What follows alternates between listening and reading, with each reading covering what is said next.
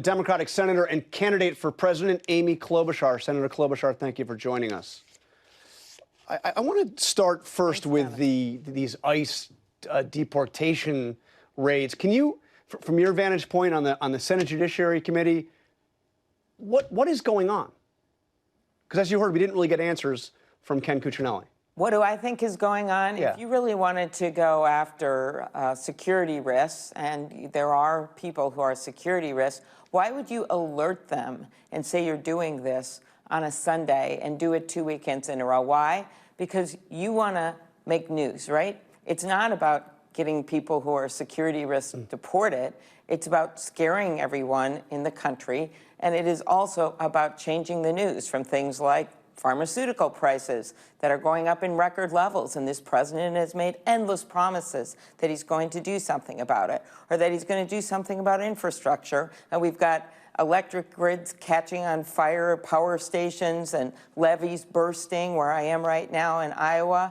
That's what's happening right now, and that's what's happening to people in their real lives. So no, I don't think this makes sense. I think that you do want to deport people who are security risks to people in our country. That is true. I think that we need comprehensive immigration reform, and the president knows this, but he refuses to act because it'll piss off his base. Most of the country would like to get rid of this chaos and have a much more orderly process where you take people who are following the laws, who are working, who have been in this country for years, and allow them an arduous path to citizenship so they can keep working. We don't have enough workers in our fields and in our factories, in our nursing homes in the Midwest. This would be a much smarter way to do this, but instead, he simply wants that chaos and to distract people from the real things that they care about, that he has not kept his promises. That is what I truly believe. He wants us to be talking about this today, and he uses these people as political pawns. Now, Elizabeth Warren this week came out with a proposal following on what Julian Castro said in the debate to decriminalize unauthorized border crossings. You said you were going to look at that in the debate. Have you? Do you support that idea? I support different enforcement priorities, and of course I'll look at this statute to see if you can make changes depending on the level of a security risk. But no, I don't support open borders and simply getting rid of this statute. I think the answer is to have a new president.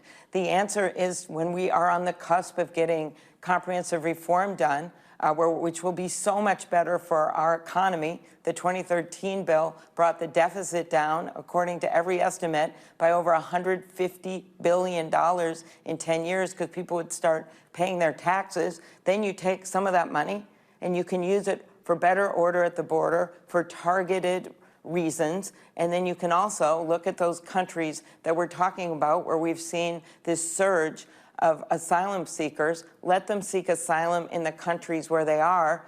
The Obama administration allowed that in limited circumstances. Go back to that policy. That would help a lot. And then at the same time, work with our allies to get things under control in those countries.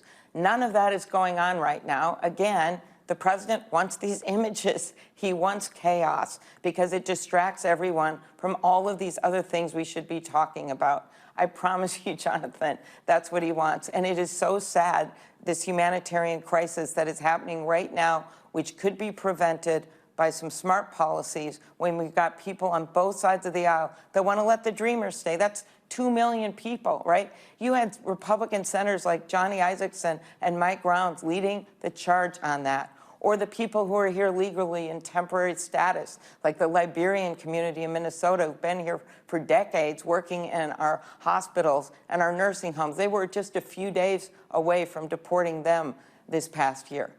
This is not what we stand for. Well, we need to move forward in our country. We need to move our economy forward, and I think you do that by tackling the challenges in front of us. Climate change, yes. Immigration reform, yes. Doing something about our health care costs. But instead, it's chaos every day, and the people in a state like this in Iowa, they are sick and tired of it.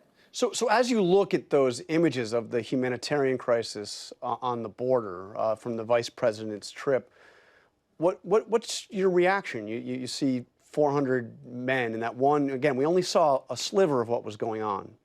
a place that was, pre-screened because the vice president was visiting it. What's your reaction to that? I just think it is incredibly sad. I think that they got what they came for. They claimed that they were going to show us how great things were down there and all these things they had done. And then you saw these people in cages. That's why we've been pushing for standards in place by changing, as I just mentioned, the asylum process. And by stopping this chaotic policy, because what happens is the traffickers say to the people in those countries, hey, the president's changed the policy again, or a court changed it because the president did a policy that was illegal, and then they start coming up. That is the kind of chaotic policy that he has created. But you heard, once again, if you really talk to people. You heard Ken Cuccinelli say basically it's your fault, it's Congress's fault. And in fact, the Republicans did have a $4.2 billion request back in February to have 52,000 additional beds at the detention facilities on the border. Was it a mistake for Democrats to oppose that back in February?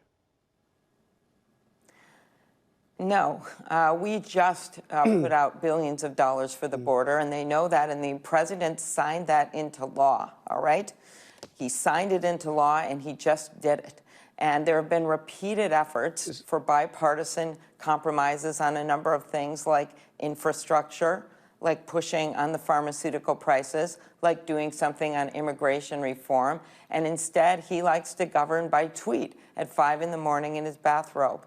And I have been in the Senate long enough, including when George Bush was president, to see that you can get things done when people of good faith want to work together for the good of this country.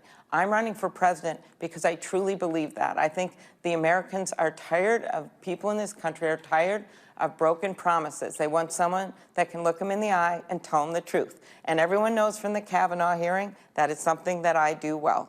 And I think we need someone who has a track record of bringing people together, and this president just doesn't do that. He tries to divide people every single day. And the men in the cage, it's incredibly sad, but that is what he wants us to see.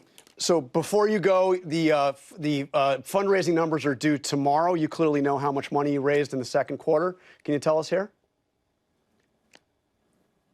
We're going to put that all out tomorrow. I can just tell you that I am going to have enough money to win. We had a good first quarter, and we've continued to be smart about how we're spending our money. I know you're going to have another candidate on next, and yeah, I don't have the kind of money that he has, and I welcome him to the race. But I'm telling you, the American people already have one multimillionaire in the White House. I don't think that should be the only criteria of who gets to be elected in this country. You know, I come from a different background. My grandpa was an iron ore miner. My dad was a newspaper man. My mom was a teacher. And America is about people who succeed, who come to the forefront and get things done. Amy? And I bet that they want something different than just having another wealthy person in the White House. Senator Amy Klobuchar, thank you for joining us on This Week. Appreciate your time. Hi, everyone. George Stephanopoulos here. Thanks for checking out the ABC News YouTube channel. If you'd like to get more videos, show highlights, and watch live event coverage, click on the right over here to subscribe to our channel. And don't forget to download the ABC News app for breaking news alerts. Thanks for watching.